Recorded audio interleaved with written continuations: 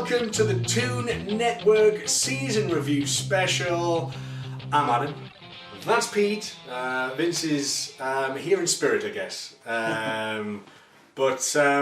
Yes, first and foremost, congratulations to South Shields. Winning the FA Vars at Wembley today, 4-0. Absolutely smashed it. Penalty in the first half, kicked it all off. Love that competition, North East, don't we? Yeah. Blythe won it last year or something, or someone. Not sure. Anyway. Can't profess, but it's. I went to Wembley a couple of seasons ago to see Gateshead losing the playoffs. Me and Vince went. Was that after a stag do? That was after my stag do. The day after. Surprisingly, not as worse for wear as we probably should have been. Who's your favourite player for the Heat Army?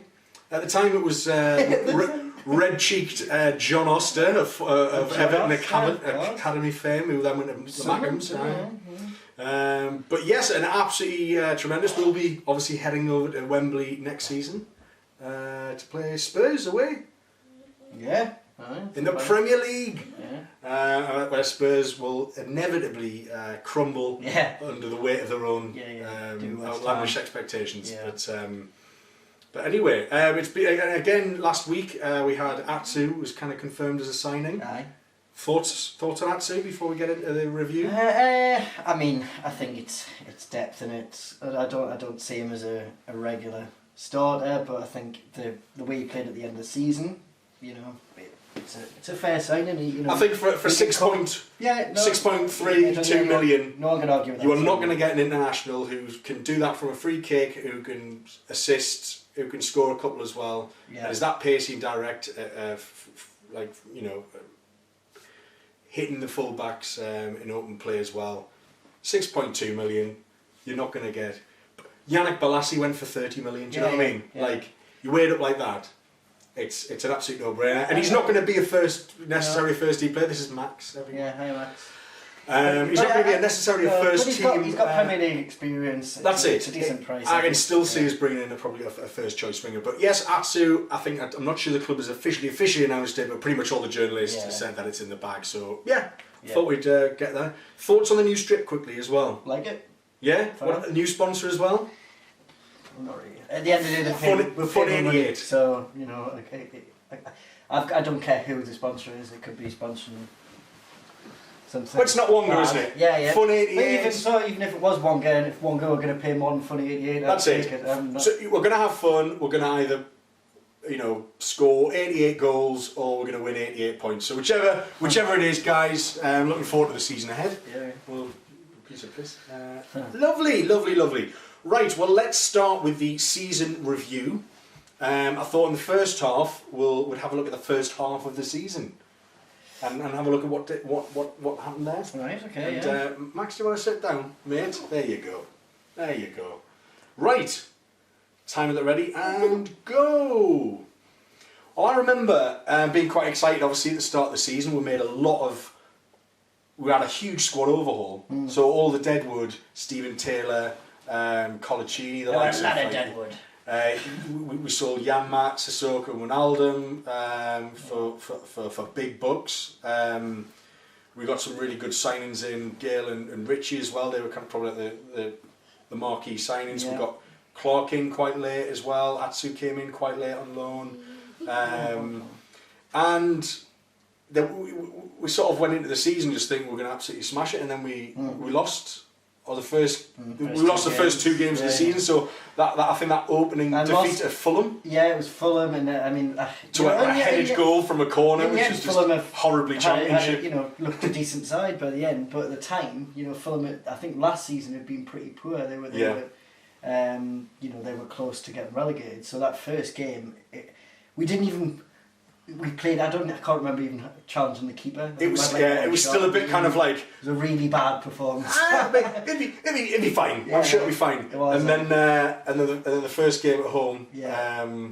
Who was that? Was it Huddersfield? I think possibly, it was Huddersfield. That's it. And they went ahead. And again, quite early on. It turns out to have been all right. But at the time, you were thinking those two teams. Huddersfield. But maybe those two teams got the momentum that they needed by beating us. Probably. Yeah. Partial credit. But I think, as it turned out, it really was a massive wake-up call that we needed. I think if we results there... There was such an expectation on us to kind of go out and perform, and a lot of pressure on Rafa Benitez as well. Yeah. Can he cut it in the Championship? All this, had we recruited the right players? Gale, you're like, oh. Yeah, but then I think he, first win at home where we absolutely smashed it, and Gale... Not only did Newcastle, that was the game we needed, but all of a sudden, because he scored that, I mean, did he miss a penalty? And then headed it, yeah. And then Richie scored as well. But that free kick Gale scored, that was when you thought, hang on, that's quality, that. Yeah, that was like can actually do it, yeah. Good goal. And I remember he scored away at Bristol, things like that, and we started picking up a bit of a win, certainly away from home. Yeah. And I think that 6-0 at QPR was a real turning point. Wow. I think it was kind of like, I mean, we probably got a bit of complacency to think we are running away with this. When we won 6-0, I was like, oh God, this is embarrassing. It's easy, this is embarrassing for everyone. Easy. There's not bother. Turned up with that 4 away from the competition. Thanks for Nick and Remy, QPR. And then, obviously, you got the Norwich result as well, the 4-3. Which was probably one of the best at St James's Park because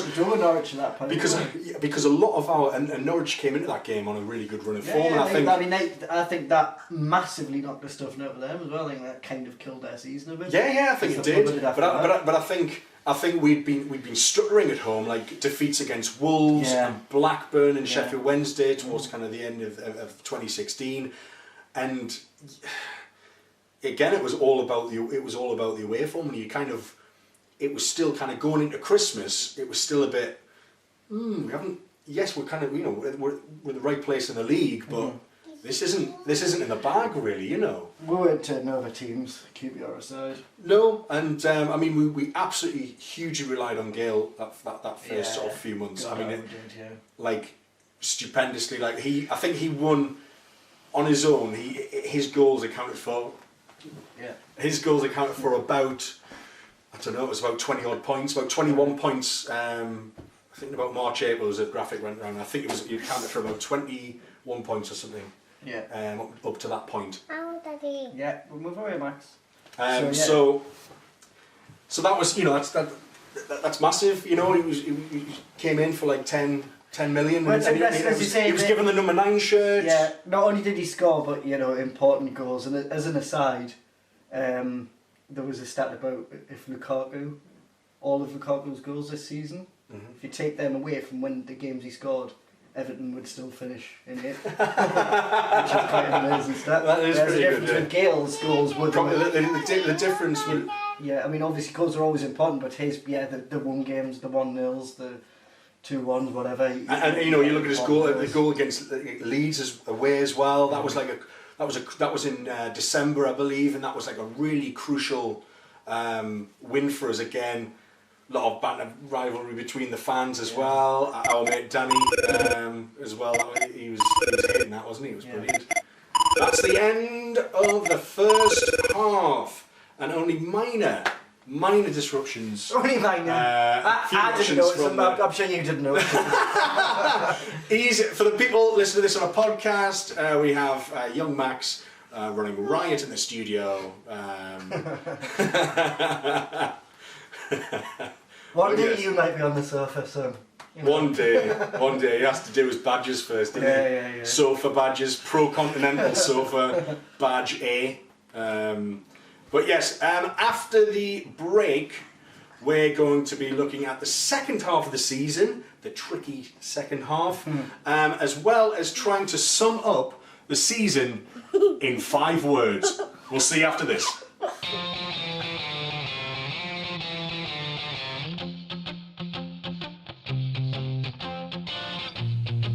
Hello, welcome back to the Toon Network season review with your hosts Adam and Pete. So the first half, we looked at the first half of the season up until about Christmas, New Year.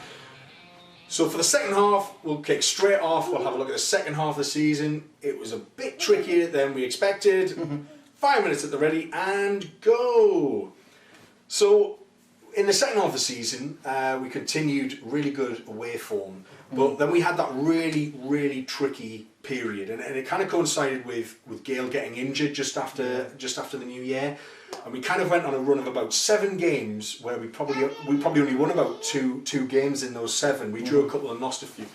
And it started to get a bit sketchy, I remember, and it was kind of the resurgent form of Huddersfield started putting pressure on us, and Brighton coincided with Brighton and Huddersfield. And I remember Brighton and us sort of flip-flopping at the top of the table. New person at the top, new person second, and it just kind of carried on like that. With Gale being out, we had to kind of turn to Murphy and Mitrovic to sort of see us through, to provide those goals. But you know, looking at everything, looking at everything, it was kind of Richie who actually stepped up and provided that goal power. I mean, Murphy and Mitrovic statistically had very, very almost identical seasons with goal contribution wise. But yeah, I mean, on that, I mean, I think we have talked about Murphy. It does keep coming up because when we signed him, it was like, and then we didn't use him. It was going to be like everyone didn't use him for the whole first half of the season. Like, well, and then, but he came in and he did score some. But absolutely, and it was, and I think this was, he was signed out of Rafa not wanting to feel the force of any injuries in the squad, which is why he kind of overcompensated with goalkeepers. He overcompensated with a lot of, I mean, there's players like Lazar and Bemba, James, you know, who just didn't get a game, but would have got a game had there been more injuries. But I just think he'd seen what had happened with, say, the goalkeepers, and the season we got relegated. He didn't want to let that happen. And I think with strikers again, he wanted to ensure that we had someone who was happy sitting on the bench but could provide, you know, an important goal or two, which is what Murphy did. He totally did. It's funny when you talk about Newcastle's season, there's distinct periods and moments, like with regards to that spell where, and I mean, really, we never really got out of the spell of not playing particularly well at home. But it was those 2 massive away wins as well. Well, that was it, I think those 2 moments ultimately got us the title in one respect, because you know, they were in the same week. We had Brighton away, and we were losing that, another contentious penalty.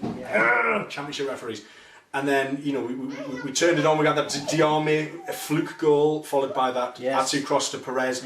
And then after that, we had the Huddersfield game, which was actually at your stag do. Yeah, it was. And we watched that, and it was amazing where we blew them away. Even Gale came on for a cameo at the end to tap into an open goal. But those 2 wins, massive. Both 6-pointers. You know, 12. It was a 12-point a week. You know, and that really set us on our way. But even then, we stuttered after that. We did totally. Again, we stuttered when we were in Cyprus.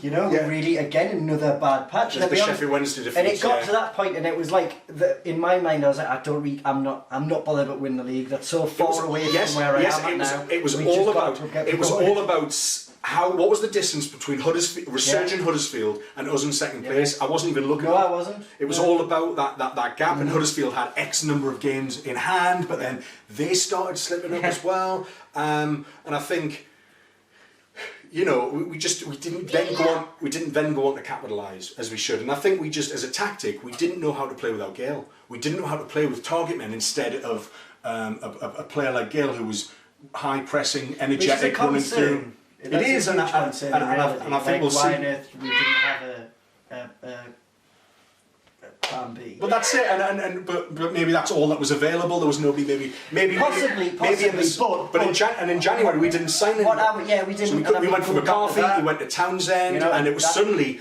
Well, these players would have got. Certainly Townsend would have. We would have been over the line. Like, but then maybe with Townsend, would we have seen what Atsu could have produced, and would he have then signed for us, and then that could change the course. Ultimately, I'd probably prefer to have Townsend than Atsu. At the end of the day, nothing matters. In this context of this season, nothing matters. We've won up as champions. However, what I would say to you is, if that had been a different manager who didn't have a plan B, I think we'd be having a much harsher discussion. But because it's Rafa, we're like, It's fine, he knows what he's doing. And he knew what he was doing last minute of the season when Jack Grealish scored for Villa and we won the league against all odds when Brighton had the opera singers and the scarves made and we destroyed you.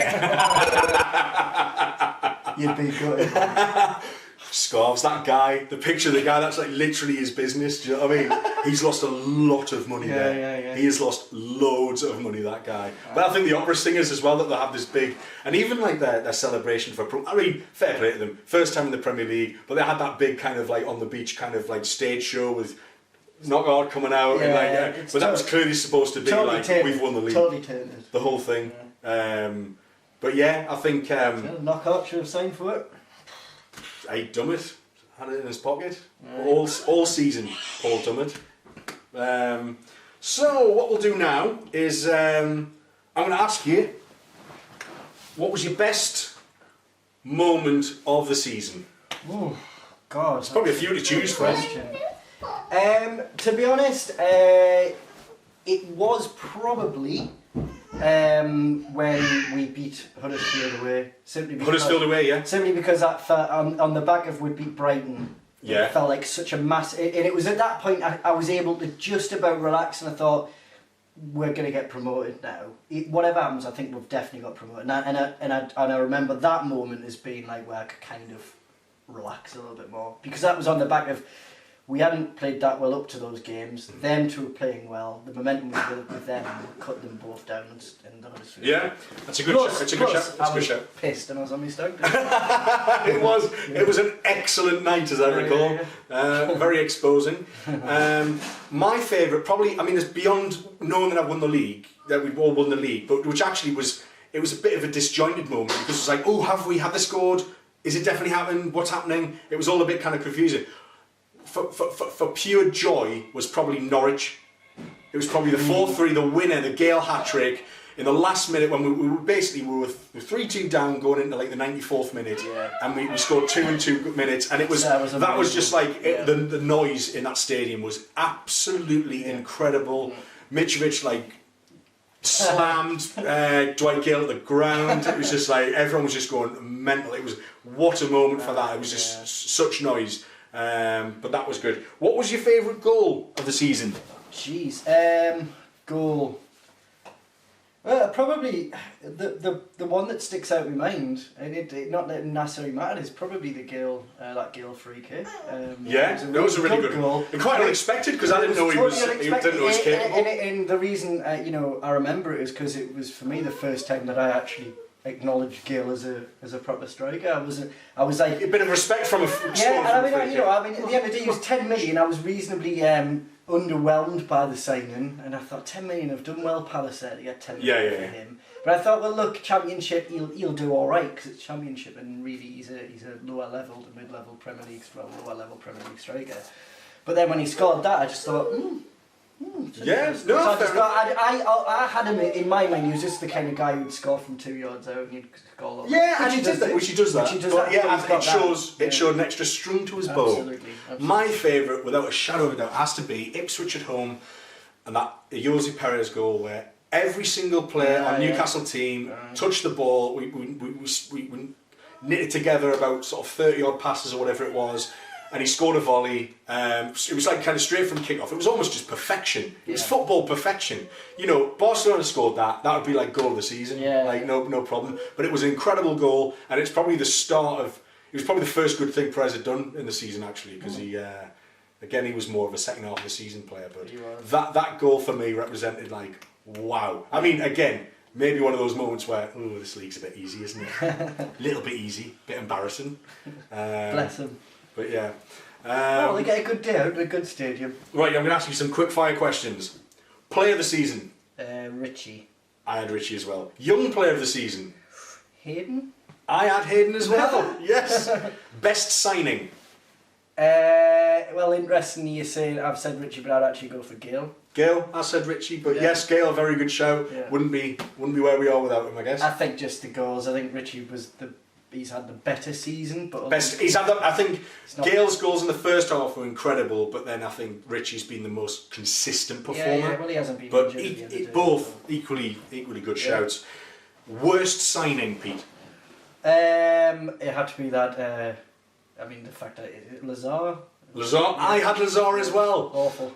He came with so much promise. He played in Serie A for Palermo, I believe it was. Yeah, I mean, what, he's like 31? I mean, he's not massively, he's still at the, for that position, he should be, he just dominated. I don't think he ever threatened to get in a game. Yeah. Which, I don't know what happened. I think, as much as Yedlin and his bromance I would say, is burgeoned this season, I think he'll be long gone. Like Lazar and, I would have said as a secondary, it's terrible. Cameron? Nah. Him as well. No, the keeper. Matt Sells. Yeah, annoyed me. Matt Sells. It did a bit. Yeah, I could see why he kind of brought him in a bit, but then the other guys proved themselves. Yeah. Even Elliot at the end. But at the end of the day, it's Lazar, yeah. Right, so on social media, I've been asking you all to sum up Newcastle season in 5 words. Pete, can you sum up Newcastle season in 5 words? How do I sum it up? I'll sum up my feelings on the championship. Okay. Let's say, thanks, but never again, please. That's very good. That's very good. I went for, with Rafa, never in doubt. Yeah. And also, I also went for, poor refereeing, couldn't spoil party. But we've got a few examples on social media, which I'll read out now. Dom Noble on Facebook says, Newcastle up and Sunderland down. I did say that, very good. Very good one. Chris Jeffrey says, onwards and upwards, bright future. Daryl Keel says, was only pub league, mate. Oh, who's that? Just Daryl Keel from Facebook. We've also got Champions, the future's bright from Rory Robertson. Harry Reason said, the future is so bright. It's all one kind of theme here. Mark Andrew Douglas says, we are in the Prem. Yes, we are. David Flower says, did what we had to do. Yeah, that's... Did what we had to. Sorry, yeah. Kevin Rutherford says, Mackems and Smoggies in free fall. Not really not really about our season, really. But still. Sort of misinterpreted the question, Kevin, but I like your sentiment all the same. That's why I read it out. We've also got Frank Ford from Twitter saying, stealing victory, then stealing defeat. Cryptic, dark. Stephen Howlett, friend of the network, says, United has won, objective achieved. I like it. Daniel Newman says, achieved what Rafa wanted to. Ipswich Magpie says, hard work, bad refs, Rafa. I like that. Matt Wheeler also said, it took too bloody long.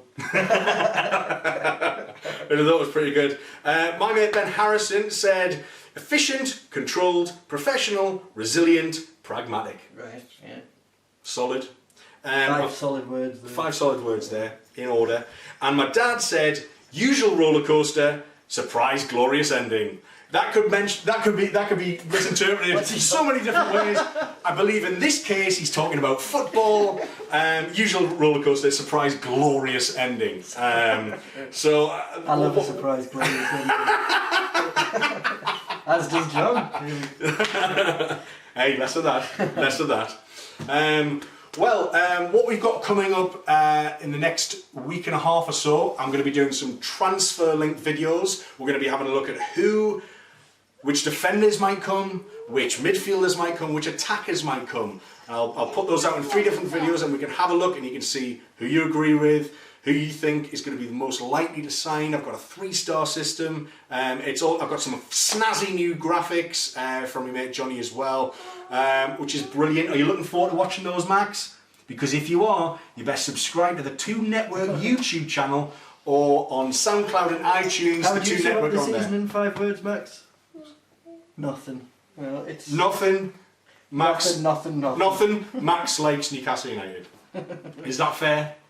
You've done very well, Max. Only a few whines and tantrums, but it's been an unreal season. All in all, we won the league. We literally couldn't have done anything more, despite what some Sky media outlets might have suggested in sort of April that we'd underachieved. Oh yeah. Sorry, could you just have your personal conversation after the podcast? Talk talk. Right. Always tend to troll us as well. BBC 5 Live actually been doing it as well. Danny Murphy, the Furious Testicle, as I call him. At the end of the day, whatever. Brilliant. Board. Championship. Move on. Premier League. Here we come. A whole summer of signings and rumours, and it's going to be amazing. I can't wait.